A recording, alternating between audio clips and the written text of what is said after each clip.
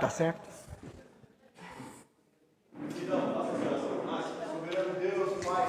Deus amado, Deus do céu, queremos te agradecer. Te agradecer, Senhor, por tudo que o Senhor tem feito. Deus, ensina-nos tudo de nós. Nós precisamos, Senhor, obrigado, Senhor, por restauração. Espírito Santo, zela da nossa alma, zela do nosso entendimento, não deixa a gente errar. Cuida de nós, Senhor. Cuida, Senhor, cuida da nossa boca, cuida do nosso entendimento, para que nós possamos diminuir e que Tu cresças, Senhor. Porque se Tu cresceres, nós não vamos errar. Amém. Paz a todos, amém? Amém. Estou feliz que vocês estão aqui de volta, estou muito feliz de estar com vocês. Estou vendo gente que não estava aqui na semana passada. Quem que não estava? Levanta a mão, por favor. Ah, que legal. Estou feliz de ver vocês. Como que é seu nome, amado? Adriano. Adriano. E você? Amado, como que é seu nome? Lucas. Ixi, Adriano é imperador, o outro é apóstolo, é evangelista. Então vamos trabalhar. Eu falei aqui algumas coisas com os irmãos na semana que passou e eu espero que eu tenha deixado vocês curiosos, mas ao mesmo tempo um pouco tristes. Não aquela tristeza, eu falei aquela tristeza filosófica de você falar, nossa, eu não sabia mais nada, não estava entendendo mais nada. Essa tristezinha. Aí eu falei bastante, de tudo que eu falei, eu queria que vocês tivessem guardado isso aqui, ó. Tudo que eu falei eu considero muito importante, mas esse versículo aqui, para mim, é um versículo da minha vida. Aliás, nós temos que ter versículos diversos para acompanhar a gente durante a vida.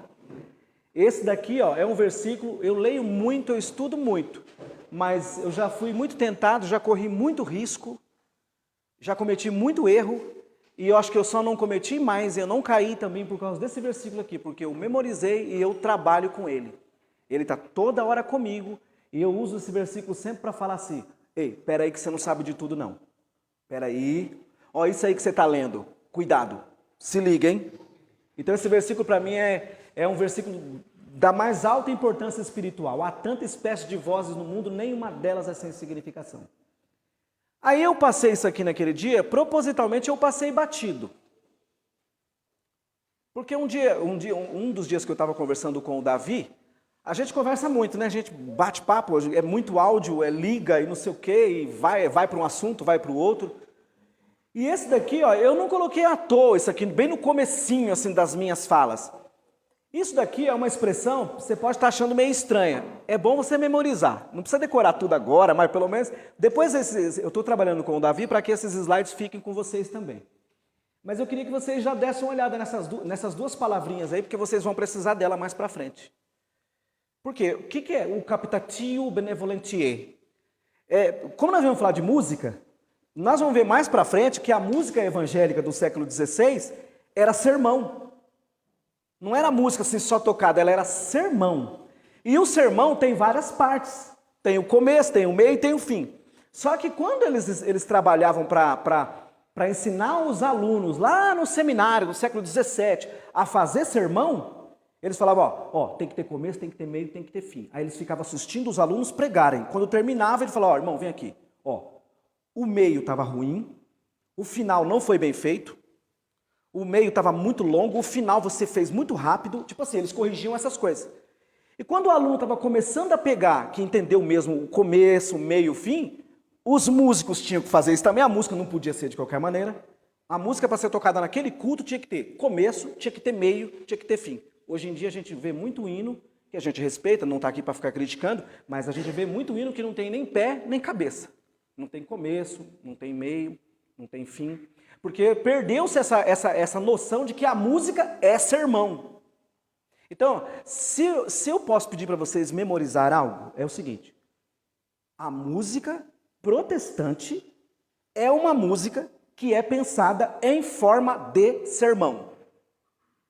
Os músicos pregam com música.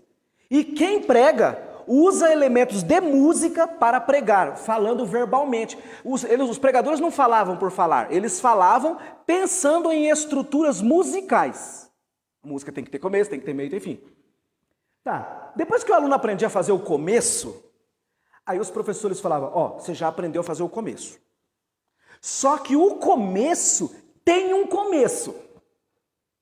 O começo, a primeira parte que é o começo do sermão ou da música, tem que ter um começo, é um começo de um começo. O que é esse começo? Eles chamavam disso aqui, ó, captatio benevolentiae. Não tem música protestante da reforma para cá, não tem, se eles não pensaram nisso aqui. A gente hoje escuta, mas a gente não percebe que isso tá lá. Tá lá. Você pode pegar, ó, o Beethoven é católico romano. Mas o Beethoven, ele vem de uma escola musical, de um estilo, que é assim, ó, fundado dessa história de oratória, da escola protestante. Então o Beethoven, ele faz, as músicas do Beethoven, talvez vocês não escutaram muito, mas eu vou falar de uma que é bem famosa, duvido que vocês nunca escutaram. Aí vocês vão ver como ele sabia fazer isso aqui, ó. A música vai começar, mas antes da música, você reconhece que a música começou. Mas quando você olha de novo, você escuta de novo, você fala, ó, aqui é o começo da música. Mas se você olhar bem, esse aqui é o começo do começo. Isso aqui é o start inicial que ele fez para ganhar a plateia. Porque naquela época não tem gravação. Não tem DVD, não tem CD, não tem pendrive, não tem nada. Os caras, muitas músicas as pessoas só escutariam uma vez na vida. Uma vez o cara tocava na Itália e o cara morava na Alemanha. As pessoas, aquela plateia talvez nunca mais ouviriam aquela música. Então as pessoas tinham uma concentração enorme assim, que prestavam atenção. Então eles faziam também para ganhar a plateia. A plateia já ia para ouvir, mas eles não eram irresponsáveis. Eles falavam, não, tem que ganhar essa plateia. Eu tenho, ó, ganhar a plateia. A gente escuta a música falando, eu quero me acalmar. Ah, é? Tem alguém ganhando você. Não tem jeito, você querendo ou não. Aí esse começo, então, é o começo do começo. Então, por exemplo, ó, eu vou citar, e aí, vou dar chance para vocês escolherem um dos dois. Beethoven ou Mozart? Fala para mim. Beethoven? Então, beleza. Lembra daquela música famosa do Beethoven assim, ó?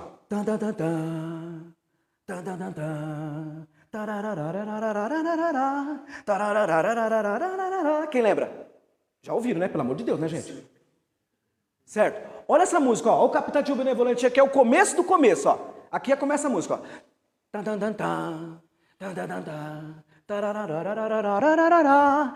A música só está começando, ó. A música está começando. Mas olha o captatio é sempre um comecinho de um comecinho que a gente, num primeiro momento, a gente não ouve. Mas se você ouvir de novo, ele está lá. Olha o captatio, ó. Vou fazer só o captatio, ó. Porque na partitura tá assim, ó. Aí tem uma pausa, aí começa. Olha o captatio. O captatio é uma coisinha, um comecinho que eles faziam, você pode pegar, qualquer compositor vai ter. Ele fazia um comecinho para ganhar a plateia. Para chamar, por isso que o nome é Captatio Benevolentiae. Que Captatio Benevolentiae eu tenho a missão de captar a benevolência do ouvinte. Eu tenho que ganhar esse ouvinte. Captar a benevolência. Só que isso aqui não começou com os músicos. Começou com os pregadores, porque isso aqui é um recurso de oratória. Gente, não tem como falar de música sem não falar de oratória. É tudo irmão, é inseparável, é gêmeo. Então, aí ele começa. Captatio. Agora começou a música de verdade. Olha o Mozart. Vou pegar uma bem conhecida do Mozart. Quer ver? Ó? O Mozart tem um assim, ó.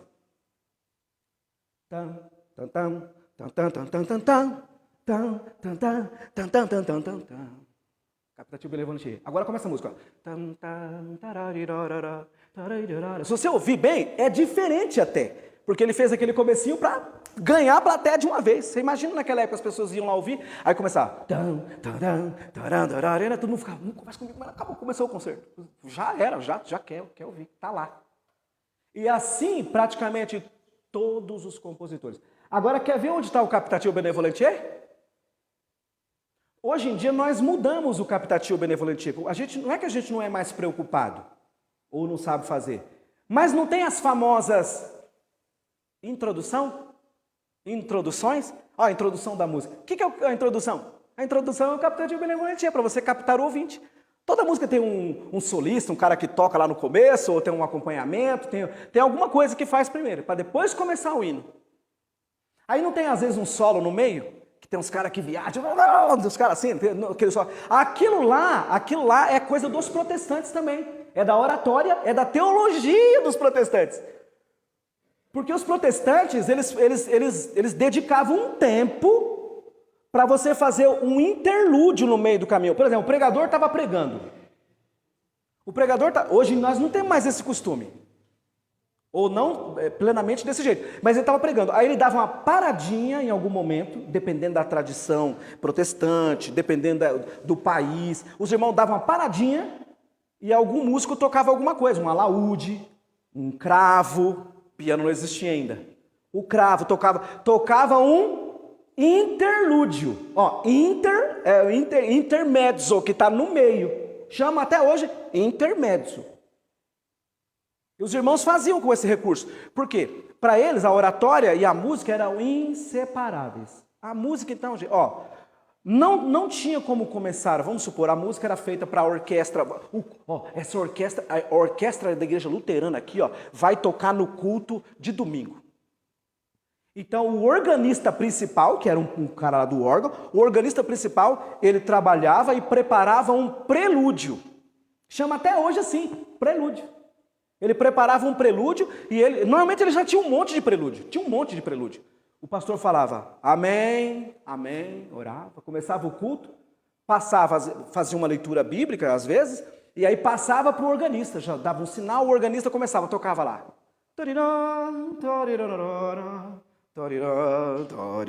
O cara vai pregar. Irmão, vai pregar sobre o que hoje? Hoje eu vou pregar sobre o Apocalipse.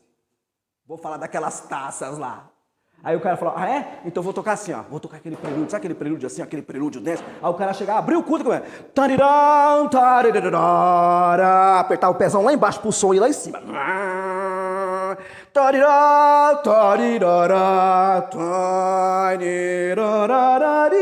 Era o prelúdio.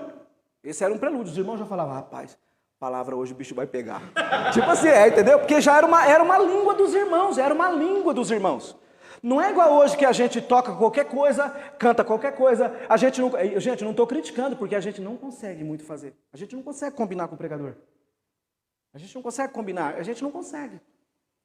Mas quem desenvolveu muito isso fomos nós, os protestantes. Os católicos não tinham. Os evangélicos que criaram esse negócio de tocar música instrumental no culto.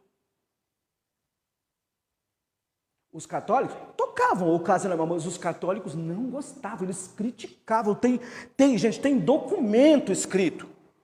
O Concílio de Trento foi feito, em parte, para pegar o protestantismo, o catolicismo romano e falar, irmãos, vocês estão imitando os protestantes. Esse negócio aí não pode, não é assim não. O som não é mais importante do que a palavra, é a voz, a palavra, não é o som do instrumento. Porque os protestantes não têm problema com o som do instrumento. Os católicos, não é que os católicos têm, os católicos não, mas os católicos preferem o som da voz. Lembra de Santo Agostinho que eu citei na semana passada, que ele falou, Senhor, quando eu gosto mais do som da música que se toca na igreja, do que das palavras que se canta, confesso com dor que pequei. Ele ficaria apavorado se ele chegasse no nosso culto hoje e falasse assim, que nem a gente às vezes falasse, o pastor fala, irmãos, queria que vocês sentassem, porque hoje aquele irmão vai fazer uma parte instrumental aqui para nós. Aliás, a gente nem pegou muito esse costume, porque a gente é católico, apostólico, romano e não percebeu. Porque a tradição protestante tem música instrumental no culto. E de onde vem? Aí nós chegamos aqui onde nós vamos trabalhar hoje. Que vem desde a cultura judaica. Quem aqui já observou que, principalmente no livro de Salmos, às vezes aparece assim, ó, não sei o quê, aparece assim entre parênteses, Selá. Quem já ouviu? Não fala Sela não, tá? Sela é outra coisa. Quem já viu essa palavra, Selá? Alguém aqui sabe o que é? Não? Como se fosse uma pausa. Ó, essa opinião que ela falou é uma opinião que tem bastante no cristianismo interpretando essa palavra. Porque essa palavra ninguém sabe o que significa. Só que tem uma tradição muito forte que fala assim, ó, é uma pausa. Ó, essa pessoa aqui, ó, esse Donald Rustad, que é uma pessoa, esse aqui daqueles lá que eu citei, esse aqui não é veneno não, esse aqui é coisa boa, certo? Esse cara aqui, ó, aqui tem um momento que ele cita, ele escreve partituras para ilustrar, e ele ilustrou uma das músicas que ele ilustrou aqui, a pessoa que estava colocando aquela partitura defende essa opinião, porque está escrito, ele colocou o versículo em hebraico, a partitura, e aí quando em hebraico está escrito selar, na partitura tem uma pausa.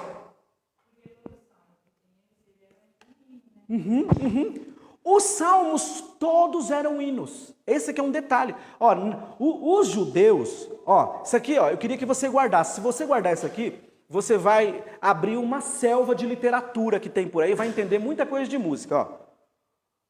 Os judeus dificilmente cantavam, liam os salmos só com a voz assim e pronunciando as coisas. Dificilmente.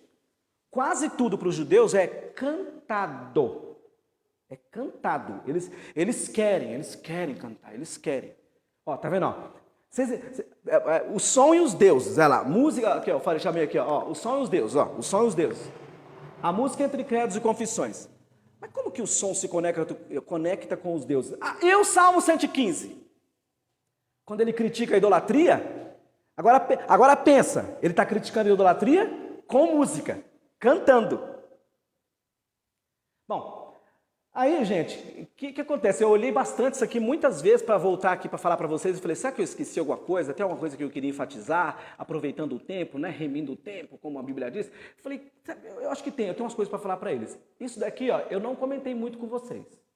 Então eu queria brevemente comentar para a gente finalizar essa parte aqui, ó, na música hindu. E eu fiz questão de trazer da música hindu, gente, porque da música hindu está muito no nosso meio e a gente não está percebendo. A música hindu, talvez você fale, eu nunca nem ouvi falar. Pois é melhor você se preocupar um pouco, porque está perto de nós. Aqui em Morato eu conheço gente. Eu conheci, agora ele deve ter uns 26 anos. Mas eu conheci um menino com uns 16 anos. Ó, para vocês verem, ó. Filho de crente. Um menino excelente, de bom caráter e tal. Até hoje ele é. Filho de crente. Os pais, professores de teologia. E aqui no centro de Morato tinha um sebo. E eu comprava sebos no sebo do Zé, que tinha no centro de Morato. Aí eu fui lá comprar. Ô Zé, beleza? Ô Osni, beleza? Chegou o livro aqui e tal. Eu estava mexendo lá nos livros. E quando eu estava mexendo, porque como eu tinha muita amizade com ele falou, Zé, você olha o que você quiser, aí depois você vê o que a gente faz. Aí enquanto eu estava lá, chegou um garoto, que eu não conhecia, e falou para ele, você tem aí alguma obra hindu? Você tem alguma coisa do Bhagavad Gita?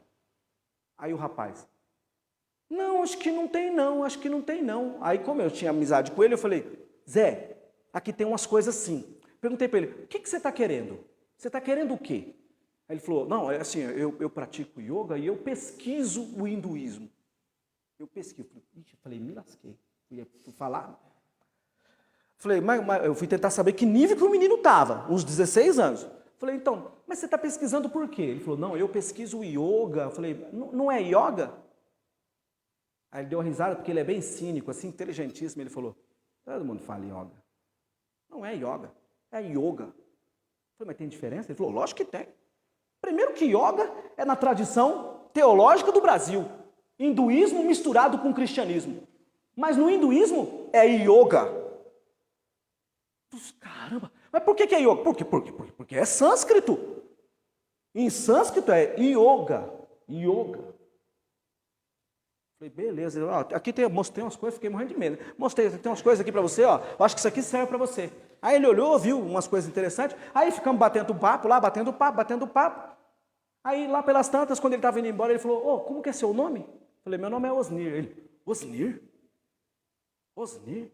Meu nome é Osnir. Ele falou, beleza. Vamos trocar telefone aí. Trocamos telefone. À tardinha, me ligaram. Aí a pessoa do outro lado, oi Osnir, tudo bem? Sou eu, a fulana. Eu falei, Você? Quanto tempo? Ah, porque hoje você encontrou meu filho. E meu filho estava precisando conversar mesmo, porque meu filho está envolvido no hinduísmo e ele conhece tudo de hinduísmo. Osni, só para você ter ideia, Osni, ele tem essa idade, ele aprendeu sânscrito sozinho. Ele lê o Bhagavad Gita em sânscrito. Ele conhece tudo. Osni, tudo que você falar de música hindu, porque ele é músico, tudo que você falar de música hindu, ele conhece tudo. Ele conhece os deuses da música, quem é o deus que faz não sei o quê, qual é o deus que gerou não sei o quê, ele fala tudo. Qual é a música de tal ritual, o ritual para vaca, ele conhece tudo. Todas as músicas ele conhece tudo, ele pesquisa isso. Então tá perto de nós. Tá perto de nós. Aí o que acontece? O menino bebeu aquilo lá indiscriminadamente. Ele é super inteligente, mas naquele momento que ele estava da vida dele, ele só bebeu e ele se envenenou daquilo lá. Aí, ó, por exemplo, ó.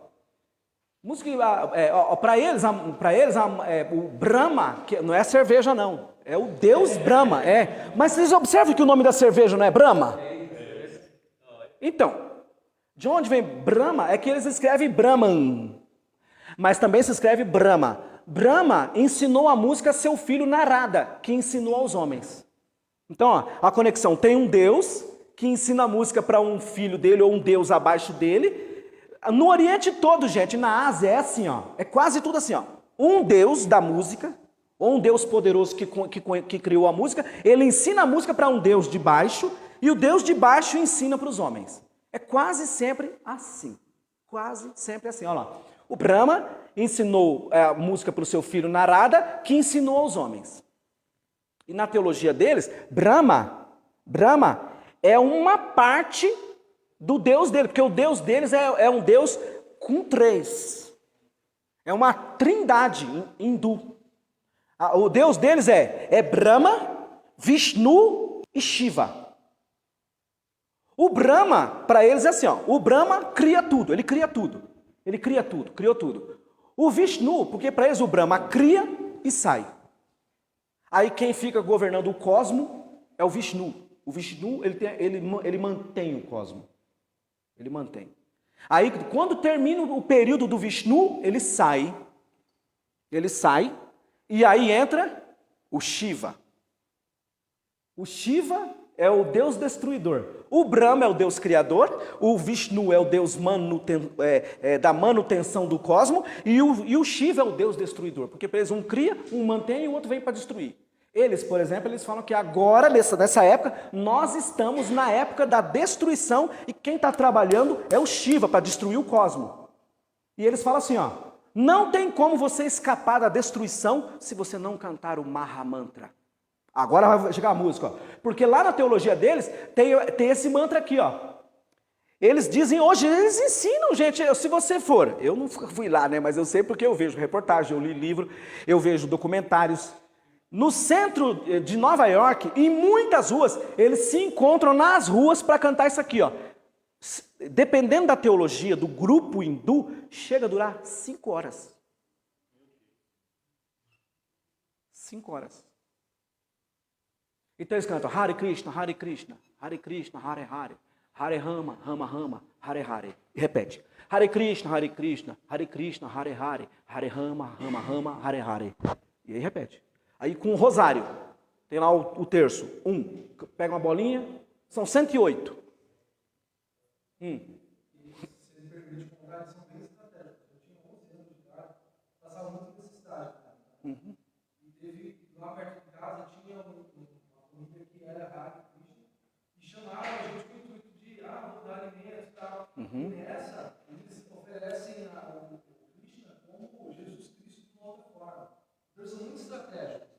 Então, com 11 anos, eu estava ali por um propósito, mas já sendo conduzido a outro. E eles ensinam o primeiro dia que o pastor falou, o Hare Krishna, eles passam, a primeira coisa, o mantra, que é um negócio que pega. O primeiro dia que você foi falando, eu já fui falando junto, porque... Você já tinha ouvido lá? 11 anos de idade. A ideia é esta. Porque se assim, ó, se você parar para pensar, você vai questionar, você fala, Hare, Krishna, Krishna. Você vai pensar. Agora, se chegar e falar, canta aqui, criança. Hare Krishna, Hare Krishna, Hare Krishna. Igual as crianças, Hare Krishna, as crianças saem cantando. Tem música. Tambor. Ó, percussão. Teve uma novela da Globo que cantava isso daí, né? Que é a Caminho das Índias. Caminho das Índias. Lá tinha um pouco dessa teologia, claro, é da Índia. Que as meninas ficavam cantando e dançando. Então, ó, se você quiser escapar, porque a esposa de Shiva, a mais conhecida lá que eles falam, é Kali. Então eles falam, nós estamos na era de Kali. E para escapar da destruição de Kali, porque o Shiva que destrói, comandado pela esposa, porque é a esposa que dá o start na destruição. Só que pro Shiva e para a esposa dele, não dá para fazer sem música. Então, para eles, assim, ó, a música tanto vai contribuir para a destruição, quanto vai contribuir para salvar aqueles que são os fiéis, eles falam. Vamos lá, deixa eu voltar aqui. Então, ó, música hindu, quase tudo na sua cosmovisão, seus costumes, tudo é transmitido e reforçado pela música. A teologia dos Vedas, um dos livros mais importantes dele, chama Vedas. Vedas é de onde vem a palavra em português vidente. O que vê. Vedas. E Vedas é um calhamaço, gente. Não é igual a nossa Bíblia, que é pouquinho, não. É um calhamaço de coisa. E quase tudo é musicado. É tudo feito com as métricas em sânscrito, tudo musicado. A síntese da teologia deles é o Mahamantra que eu mostrei aqui, porque para eles é o canto máximo, o canto máximo, o canto máximo. O cara era casado, ele morava na Índia, e ele disse que ele recebeu uma ordem de Krishna para largar tudo, família e tudo, e vir para a América. Aí ele veio em navio, clandestinamente, e foi morar no centro de Nova York. Lá ele alugou um apartamento e ele falou, eu vou trazer para cá os músicos. E a galera começou a ir, começou, até os Beatles foram lá. Os Beatles frequentavam lá. Só para vocês terem uma noção. Música vocal, instrumental e dança são a base da arte sonora. Na música evangélica, católica, lá antiga, a base é vocal. Instrumento, cuidado. O Papa Gregório, a gente está numa aula de teologia musical, então vocês têm que guardar pelo menos as figuras principais. O Papa Gregório vocês têm que saber, porque o Papa Gregório é o nome central da música católica antiga, o cara que parou e falou, eu tenho que organizar essa bagunça aqui na igreja. Então, ele foi que sentou, colocou muita coisa de teologia e música no papel, escreveu coisa que existe hoje ainda, isso é do século VI. Escreveu quase tudo, deixou tudo para nós aí, e aí não só, ele criou uma escola famosíssima, naquela época a escola existe até hoje, que chama Escola Cantorum. O que é a Escola Cantorum? É uma escola para treinar ministros da igreja. Quando que a gente tem isso? Isso é século VI. Ele criou, e aí vinham músicos de toda a Europa para estudar na Escola Cantorum em Roma. Aí os músicos ficavam lá um tempão, eles estudavam um seminário, aprendiam muita coisa de música, e depois voltavam para suas cidades, para os seus países, para suas nações que eles falavam, e aí eles tinham aprendido o jeito certo de cantar, não era, não podia. O Papa Gregório não foi o mais radical, até porque ainda estava começando os árabes chegarem na Europa. Mas alguns anos depois a Igreja Católica vai ter um problema assim, vai ter um problema assim, Irmãos, nessa missa, os irmãos estão cantando como? Por exemplo, um hino bem antigo era assim, vem Espírito, né? Vem Santo Espírito. Ele só dizia, Veni Creator Spiritus, mentes tuorum visita. Era o hino deles. Aí esse hino, em algumas regiões da Europa, as autoridades católicas chegavam lá, os irmãos estavam cantando assim, Veni Creator Spiritus. As autoridades católicas falavam, não, isso é muito sensual, gente. Para de fazer esses tremos com a voz. É muito sensual. É muito. Isso daí esse canto moçárabe aí é pecado. Está chamando muita atenção para você. Porque para o catolicismo romano, a música que eu canto na igreja não pode chamar a atenção do irmão, a não ser para, com o meu canto, convidar o irmão para cantar comigo. Se o irmão perceber qualquer coisa de virtuosismo na minha voz, então eles falam, você já está errado já. Porque chamou a atenção. O canto, por isso que o nome do canto católico até hoje se chama cantochão.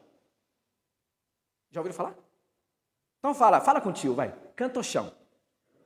Então, cantochão, ó. Cantochão, porque é canto-chão assim mesmo, ó. O chão não é aqui embaixo, certo? A voz está aqui, mas o chão não está lá embaixo.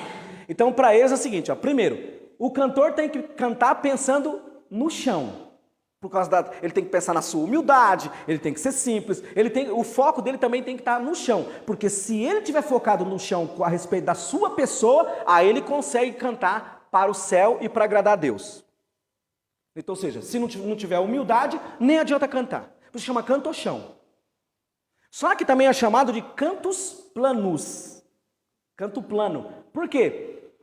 Porque é o seguinte, ó, as notas não tem no catolicismo antigo, não tem, gente, você não acha. Eu estudei isso por muitos anos, eu não achei, não tem. Não tem melodia assim, ó, por exemplo, assim, ó.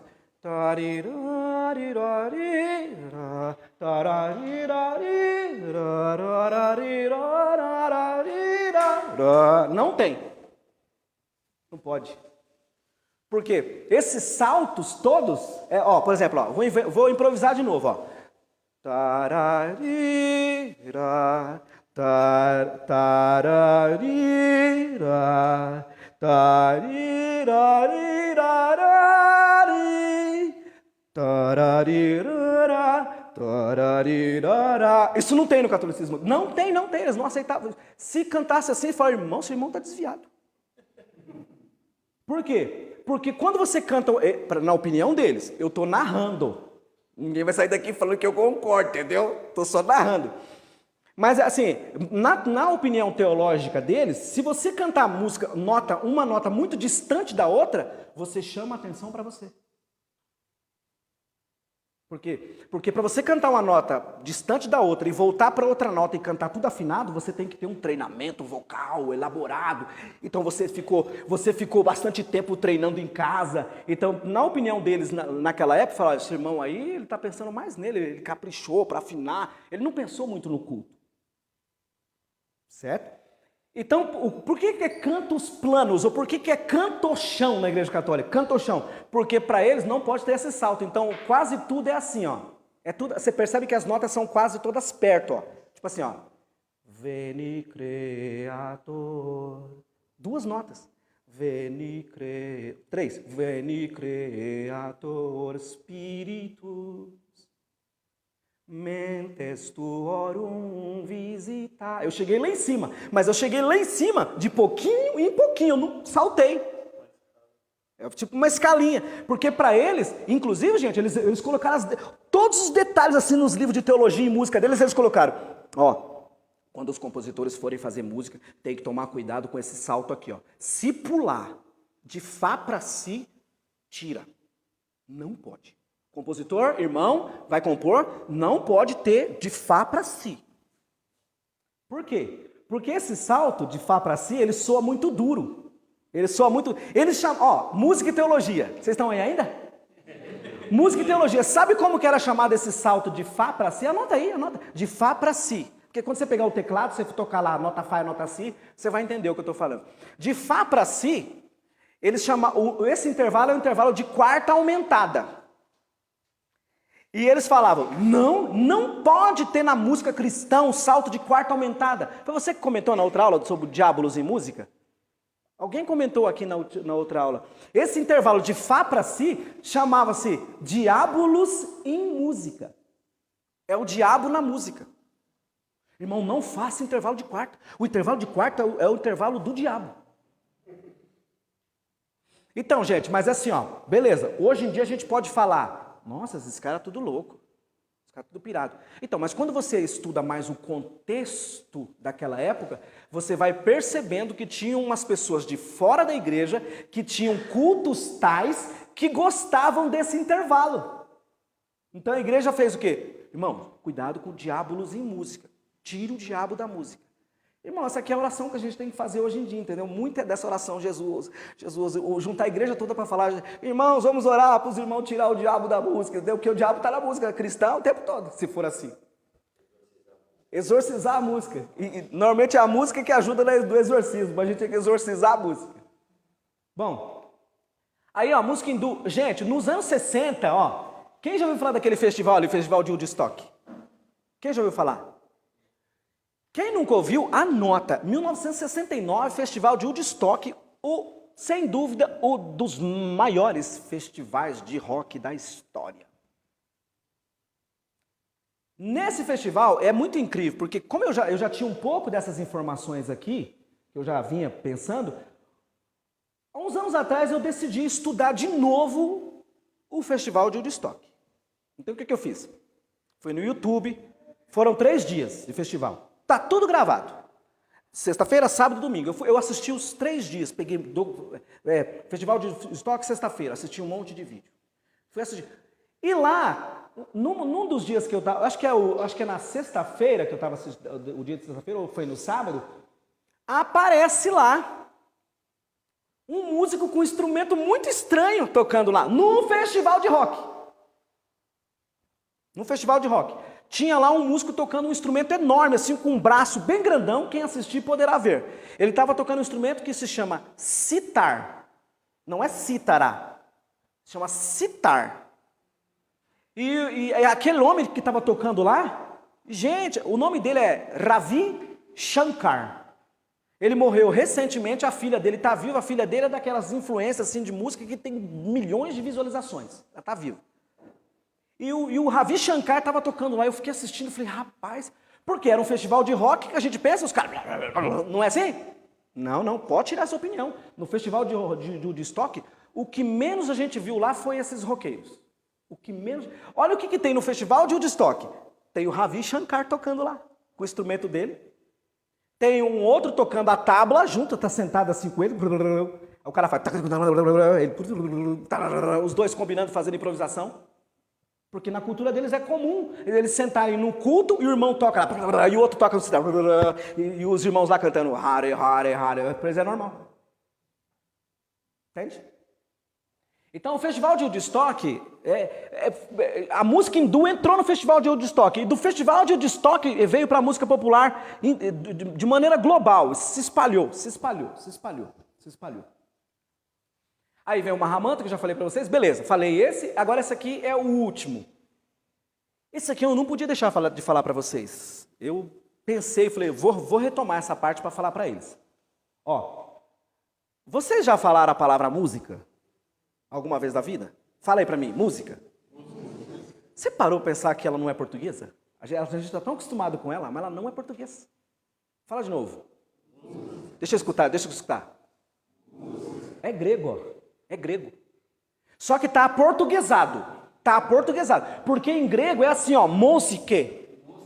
Assim, ó, música. E o que é? A palavra música, quando a gente fala de música, o que a gente pensa? Instrumento musical, alguém cantando, não é assim? Música. Pode tirar isso da cabeça. Os gregos, quando eles falavam música ou música, jamais eles pensavam que era só som e só voz, só alguém cantando. Jamais. Na cabeça deles nem sequer passou isso. Por quê? Muito do que nós temos e sabemos vem dos gregos. Seu conceito de música é plural e não é apenas ligado ao som, mas à arte das deusas. O que é música? A palavra música significa a arte das musas. Quem eram as musas? As musas são filhas de Zeus. Música e teologia? Ó, música. A palavra música é a arte das musas.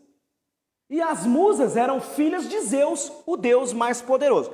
Aí eu coloquei 9 ali, porque a maioria considera que tem 9 musas, mas tem teólogo grego que considera diferente. Às vezes tem 7, às vezes tem 10, às vezes tem 11, mas a maioria entende que são 9 as musas.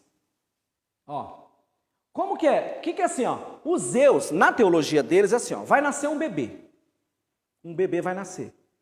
Aí, na teologia deles, as musas se reúnem antes da criança nascer. E aí elas começam a discutir entre elas e falam, quem que vai? Aí uma musa fala, não, eu que vou. Mas não, eu que quero ir, eu que quero. Não, eu vou. Eu não contei para vocês o voo o quê, né? Vou contar ainda não. Eu vou. Mas eu que vou. É minha vez. Não, eu que vou. Porque é o seguinte, ó, esta mulher aí que está grávida, ela é filha de fulano. E o fulano é filho do fulano. E esse fulano, há 150 anos atrás, ele matou 13 touros. Estou chutando aqui, gente. Ele matou 13 touros e trouxe uma orquestra de auletas, flautistas. Aulo chama. E fez um ritual para o nosso pai Zeus e dedicou exclusivamente para mim.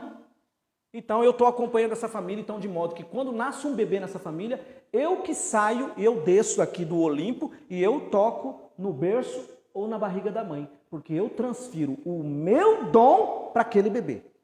Eles acreditam nos dons, certo? Que os dons são dados pelos poderes superiores. Então, ó, as deusas, ó quem são as deusas, ó, as musas. Calíope, Clio, Érato, Euterpe, Melpômene, Polinha, Terspícore, Thalia e Urânia. Por que eu coloquei aquelas duas lá, ó, Euterpe e Terspícore? Por que eu coloquei de duas cores, de outra cor? Porque cada uma daquelas ali, não dá para falar hoje, mas cada uma daquelas ali é de uma arte. Por exemplo, tem uma que é do teatro, uma é da dança, e aí a Euterpe e a Terspícore estão ligadas com a música. Então, quando uma criança tinha um dom muito grande, as pessoas olhavam e falavam, Terspícore chegou. Terspícore tocou nele. Ele é da linhagem da musa, por exemplo, Euterpe. A pessoa gostava de cantar em coro. Gostava de cantar em coral. Eu falava, opa, essa daí, nossa, essa daí é de Euterpe. Ele gosta de cantar.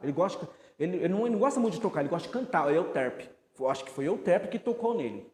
É a crença dele. Então, música não é música.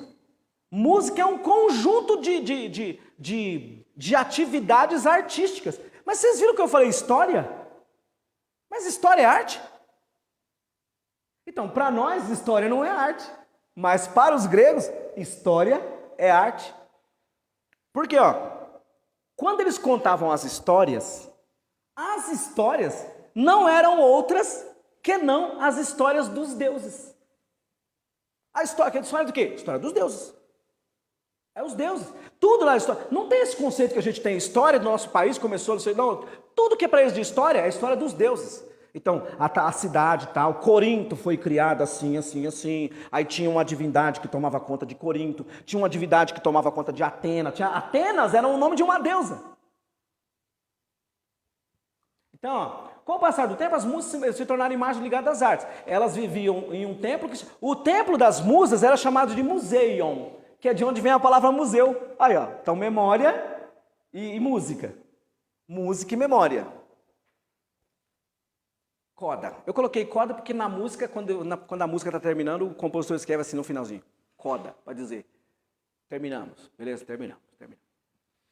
Aí eu coloquei, pelos que vimos, a gente percebeu que música e arte são o centro das instruções teológicas como voz construtora de sentido e significados espirituais.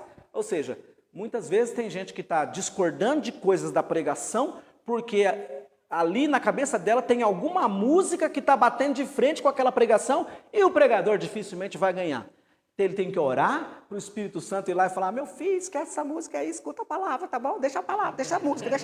Não é assim não, o compositor cantou, caramba, o cara cantou assim, não, meu filho, escuta o livro de Atos, meu filho, foi pregado Atos, não, que Atos, nada, eu tô lembrando do compositor tal, não sei o que, entendeu? Não, aquela música lá tão linda, o pregador falou o quê? O pregador falou abertamente que não é para acreditar em alma gêmea. Ah, não! E aquela música linda lá, quando eu conheci aquela mina lá que tinha aquela música linda de alma gêmea, minha alma gêmea. Não, tem alma gêmea sim. Ah, quer dizer, o pregador está pregando e ele está sofrendo um enfrentamento da plateia a partir de uma música que a plateia ouviu. Porque a plateia o quê? A plateia gostou dessa coisa de alma gêmea. Por quê? Porque a pessoa tem uma alma gêmea do lado dela e aquele amor é mais caro que a voz do pregador. Ah, por isso que eu falei, beleza? Deus é Deus, né? Olha o que Jesus falou. Como eu estou falando de vozes da teologia, então eu quis terminar esse fragmento aqui para falar para vocês, irmãos. Eu sei que vocês sabem, mas eu queria falar para vocês, irmãos. Deus é Deus. E eu citei Jesus. Olha a coragem de Jesus. Vós tendes por pai ao diabo e quereis satisfazer os desejos de vosso pai. Ele foi homicida desde o princípio e não se firmou na verdade, porque não há verdade nele. Quando ele profere a mentira, fala do que lhe é próprio, porque é mentiroso e pai da mentira. Não tem para ninguém, o diabo é o pai da mentira. Beleza, mas por que eu coloquei isso aí? Porque, eu perguntei ali de propósito, acabei de ler, vocês já ouviram. O diabo é o pai da mentira, beleza. Mas é pela música que muitos conceitos diferentes sobre o diabo, hoje em dia você não pode muito falar do diabo assim. Não pode muito falar, porque as pessoas têm opiniões diferentes do diabo. Não, o diabo não. O diabo é tão mal assim, o diabo não é. No espiritismo, por exemplo, o diabo não é mal. Aliás, o diabo, do jeito que o cristianismo fala, ele nem existe lá. Certo?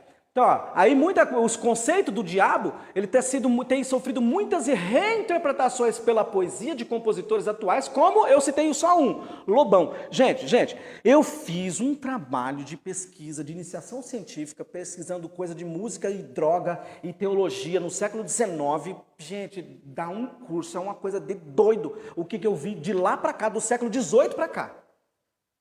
Mas eu pulei tudo, eu peguei só o Lobão. Olha o Lobão, Olha o Lobão, música do Lobão. Música do Lobão. A música diz: em todo milagre existe uma falha de percepção. Alguma coisa acontece que não dá para explicar como aquilo foi acontecer. Todo milagre é esquisito por alguma falta de imaginação. Só porque a gente se espanta com a realidade, se amarrando em qualquer ficção. Porque se aconteceu um milagre, o cara está falando que é ficção. Porque a gente amarra em qualquer ficção. O diabo, quem é o diabo? Teologia do Lobão. Se você perguntar para um teólogo cristão, quem é o diabo? Simples. João 8,44. O diabo é o pai da mentira. É o mentiroso e pai da mentira. Teologia cristã. Teologia do Lobão. Quem é o diabo? O diabo é Deus de folga. Olha a frase do cara. O diabo é Deus de folga. Então, por que ele está falando que o diabo é Deus de folga?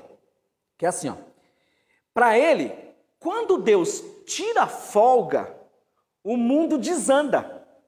Então, ali surge o diabo. Não a figura do diabo, mas a bagunça que é gerada porque Deus tirou folga, essa bagunça é o diabo. É muito sedutora a teologia do cara, é perigoso. Você pega uns meninos aí, umas meninas, já era. O diabo é Deus de folga. O diabo é Deus dando volta no imaginário da civilização. O Lobão é um pensador. O Lobão não é bobo, não. Por isso que eu estou falando que se ele pegar, ele ganha. E ele pensa mesmo. Ele pensa, gente. Ele não é bobo, não.